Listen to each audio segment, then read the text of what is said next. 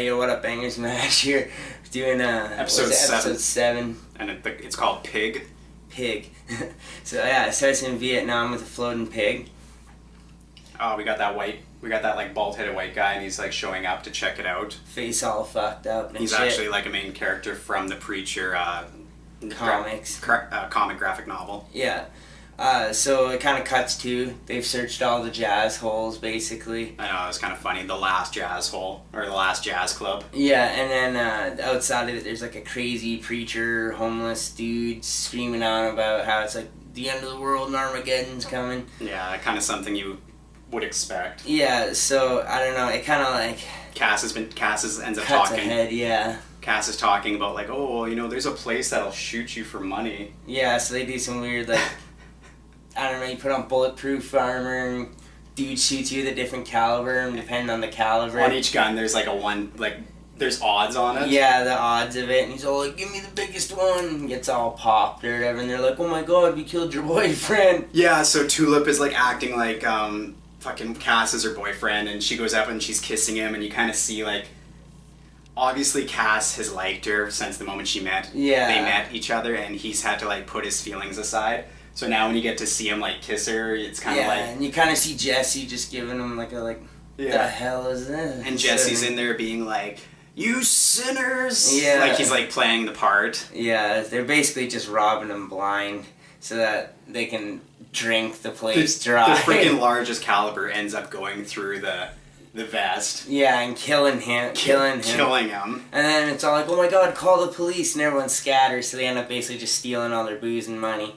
Oh yeah, but we did forgot to mention one part. Yeah. There's like these guys, and they're picking up people that are like, you think they're like dead or drunk on the ground, and they zap. Oh yeah, in like little carts. They zap them with the like cattle prod. Taser or whatever. And if they like jolt, then they'll like put them in like the drunk side. They go on the drunk cart, and then if they're dead, they go on the dead cart. So pretty much Cass ends up drinking himself.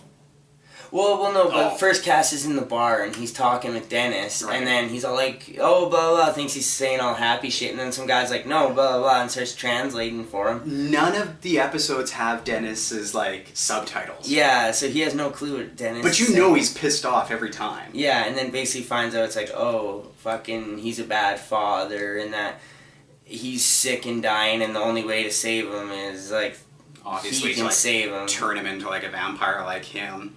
And Cass has got like a really big problem with it. We'll probably find out in the next couple of chapters how Cass became a vampire. Yeah, and then it kind of cuts to like the dude in white in Vietnam and shit. He's on the phone. He's all like, "We're taking care of the situation." We're gonna need like X number of people to come in and take care of it. Yeah. And he like looks at his glass and he's like, "Oh wait, never mind." Yeah, and it flashes to like his story.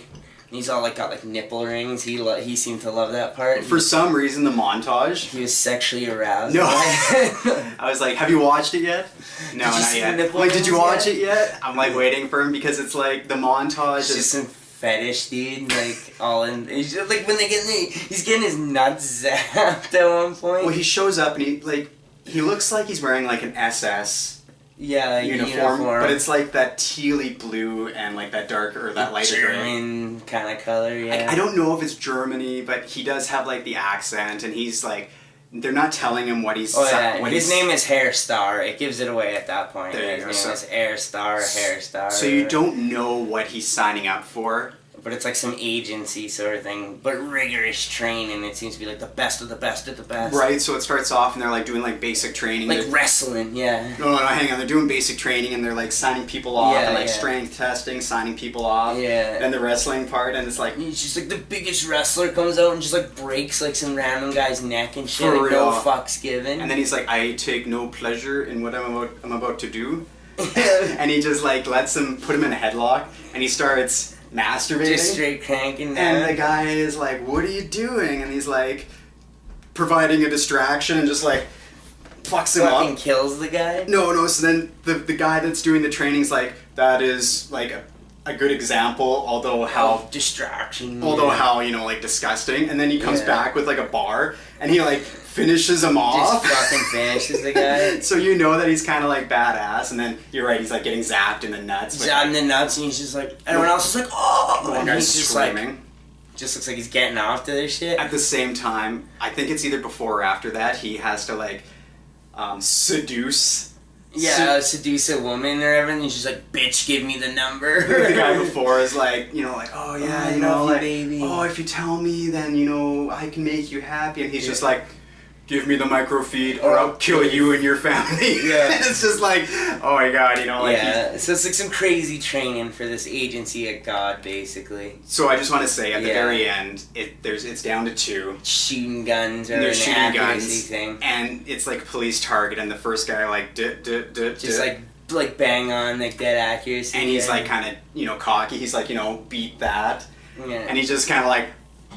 and shoots him, yeah. And now there's only him. Yeah. So, you know, like, he's ruthless. That's how he got into it. There's a little bit more, but I guess we won't go into... They tell him what the organization is. It's to keep Christ. Yeah. Or it's for, like, a... Jesus is alive and Jesus is in, like, protection by machine guns or something. We still don't fully know anything about it, really. No, and they kind of mention it. His job is to, like, take care of false prophets. Yeah. Which kind of explains why he's in Vietnam with this floating pig. Yeah. Yeah, so basically Tulip is also having these nightmares of the Saint of Killers. Ever since she almost got killed and Cass got his fingers sliced off and Jesse came back right in time. Yeah, she keeps asking him, like, are you sure he's dead? Are you sure it's gone? Is it over? It keeps kind of going into that. And Jesse, in a way, is lying to her. Yeah. You know, like, he's all like, it's gone. She asked, did you send him to hell? And he's all like, he's gone. He's being vague about it. Basically, yeah, you mentioned Cass was all drunk, or they toss him onto the dead cart. He has no pulse or anything. So he wakes up in the morgue and he's all like, oh, not again. Oh, yeah, I know. Yeah, so as you were saying, though, then it cuts back to more flashbacks of Hair Star. He's like on like the balcony talking with the guy all like interview style. He's like, you'll be my number 2, and we'll do great things together. And he finally like figures out what he's getting in for, and he's got like this Agent 47 vibe. Yeah. When he puts on like the white suit, and the white and like the red tie. Yeah. And he loves it. Yeah. And then they're all on the balcony, and he's just like talking business, and he just like and just tosses the guy over and just sits in his chair and like assumes the position. I know, right? Like you're like, wow, like so ruthless. Yeah. So. It kind of cuts back to like what the preacher's doing. He's confronting that homeless crazy man about, like I guess, I don't know. It was hard to decipher what they were talking about. I think he was just going to go and see what the homeless or the crazy guy kind of had to say. Yeah. And in a way, he was kind of being like, I'm giving people fear.